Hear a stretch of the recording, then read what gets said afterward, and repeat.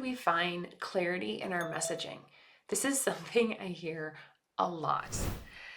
And I am really excited to talk about it today and dive into why you're not feeling clear, why it feels like you're talking to no one, right? So many people that come to me asking about how do I clarify my message feel like they're pouring their hearts into their content. They're doing all the things that people say they should do and not getting the results. People aren't maybe signing up as fast as they want. They're not reaching out. Offers are kind of stagnant and your just business isn't growing, right? You've kind of stalled out at this $5,000 a month mark, right? You know that things could be better, right? I want to get into this today from a energetic standpoint and from a more masculine approach as well. Hey guys, I'm Rachel. If you don't know me and are watching for the first time, I am a human design and messaging expert, and I talk all things energetics, human design, messaging, all of those things on this channel. And I love talking about energetics. Like, that's the piece that gets me really excited. But I also really understand the strategy behind messaging as well from a copywriting perspective. And how do you actually speak clearly? How do you attract ideal clients, the ones that pay in full? How do you attract six-figure launches and things like that? Like, how do we do that? And I understand it from both the strategy standpoint as well as the energetic standpoint. So, number one, we're energetic beings. We're vibrational beings, right? And I think if you're a spiritual entrepreneur watching this, you already get that. Like, you know that. And even if you're not a healer or more in the spiritual entrepreneurship space, I think you understand on some level that you're creating your own reality. You've done enough personal growth at this point that you're like, yeah, I kind of get that, right? But we live in this world of goals and strategies and make it happen kind of things. And we lose sight of the energetics behind things. We lose sight of that we have to vibrationally be a match to that thing that we want first and foremost. And we start with the doing. We think that we have to go out and do something to find the clarity. And I want to dispel that belief with this episode. When we start to think that we're not clear, right? We think that we're not clear because things aren't happening, right? Clients aren't signing up. There's no engagement on our social media. Our launches are kind of meh. Maybe you're only getting a couple people to a masterclass. So we start to think that we're unclear, right? We start to compare ourselves to what other people are doing. We look around, and this is honestly why I've stopped scrolling on social media, because I need to put my own blinders on and not compare myself to other people and what they're doing, right? We compare ourselves to their 5%. So what you see on social media is like 5% of someone's business. You don't actually have any idea what's going on behind. It may look like they're doing really well, but actually they're like bleeding cash, or they have really unhappy customers on the other side, or whatever, right? We don't truly know what's going on in someone else's business. But we're comparing 100% of our business to that 5% that we're seeing online and thinking, I'm complete waste. Like, I don't get this. Like, why is this so hard for me? Business doesn't make sense, right? Like, why is my business not growing like theirs is growing? And we start to compare, right? And that diminishes our energetic vibration. It diminishes. And how do I know this? I've been there. so been there. I've compared myself to multiple other people that are doing something similar. And this is like the piece that I want you to take it, that when you follow other people that are doing something similar to you, it will screw with your head.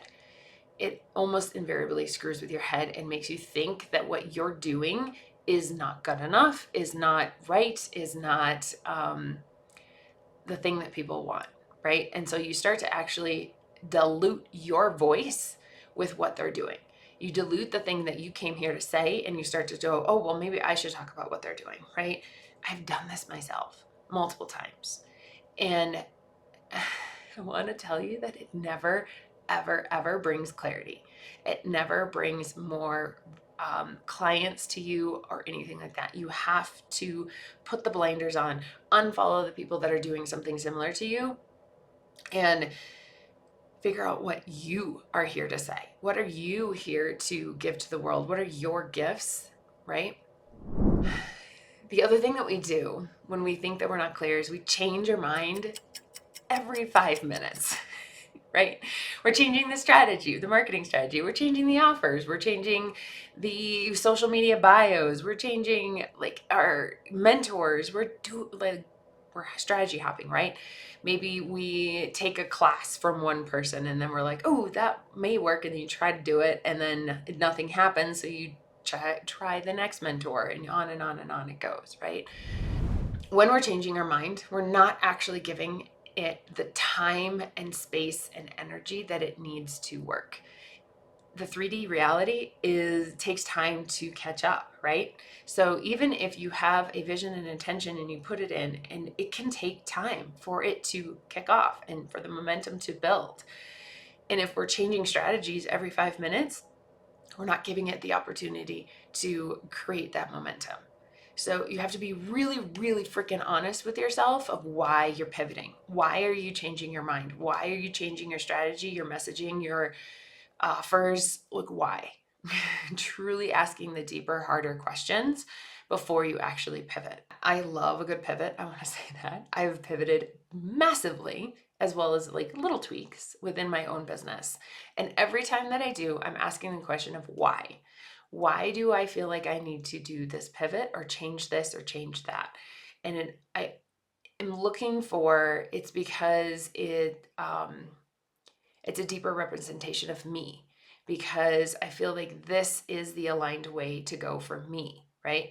It's not out of fear that something's not working. It's not out of fear that if I don't do this, I'm never going to be successful, right? It's out of a place of highest vibration, right? My vision, my goal, right? And where I'm moving and going to. And is the pivot that I'm doing bringing me closer to that, right? That's those deeper questions. We also beat the drum of I'm not clear, right? This isn't happening, so therefore I'm not clear. Or this is happening, I'm not clear, right? And while that may be true on the material plane, you're never going to find that clarity by beating that drum, right? You're never going to find your voice, your confidence, your like essence saying, I'm not clear all the time. We have to get to the energetic first and aligning ourselves to clarity, aligning ourselves to our most magnetic and powerful message first, energetically, and then the clarity comes, right? It's like we can't focus on the problem and find the solution. Isn't that Einstein that made that quote? You have to focus on, I am clear, the solution, being the solution, and then the solution presents itself, right? Every time a client comes in and they're saying, I'm not clear, we first, I'm like, okay, first of all, you're clear. We're going to tweak and adjust things so that it feels more in alignment and so that it is really clearly on like every level and plane explaining what you do. But first and foremost, you are clear, right? You're clear within yourself of what you do and how you help people. Those 3 shifts need to happen first and foremost. And before I get into like this, I want to share like 3 steps to creating a clear message or finding that clarity. I want to share 2 truths in entrepreneurship that I think people are not aware of or they haven't really discovered for themselves. And I've been an entrepreneur for over 15 years with multiple businesses. And I want to share kind of some deeper lessons. This is like 6th line stuff, my 6th line coming through. It can take time to figure out your thing, right? Especially as a mani-gen, I'm a mani-gen, I have changed my mind a lot. And sometimes it can take a while to find your thing. Find that purpose-driven thing. And honestly, your purpose is probably going to change, right? Not necessarily, but sometimes it will, right? And understanding that right here and now, I'm doing something that's helping, and that's what matters. I am helping one person today. That's what matters. And if it changes in the future, it changes in the future, right? And sometimes it can take time for you to try some different things and discover what's really in alignment for you, what feels really good for you. It takes a little bit of trial and error, right? And the more that we fight that trial and error, the more that we say, well, why haven't I figured this out yet? Or I've had 3 businesses fail or whatever. The more that you resist that, the more that you will hold yourself off from what you truly desire. So understanding that I'm going to try things, I'm going to see what happens, I'm going to put it out there, and it's an experiment. It means nothing about me. Oh my God, if I could get anything across to people, it means nothing about you personally and your worth, right? That was a huge, huge lesson that I feel like is still spiraling up for me, of understanding it means nothing about me, right? The other piece is, the quicker you bring awareness to your thoughts and your patterns, the quicker you will be able to move through them. I think it was Emma Dunwoody. I was listening to her podcast the other day, and she mentioned that in the beginning stages of business, you're working through your shadow. Like, that's the important piece. In the beginning stages of business, you're working through your shadow. The more that you can bring awareness to your shadow, work through it, those patterns, those things within you that are holding you back, the faster you will get to the growth stage. And at the growth stage, you're really embodying who you are, your defined energy within your chart.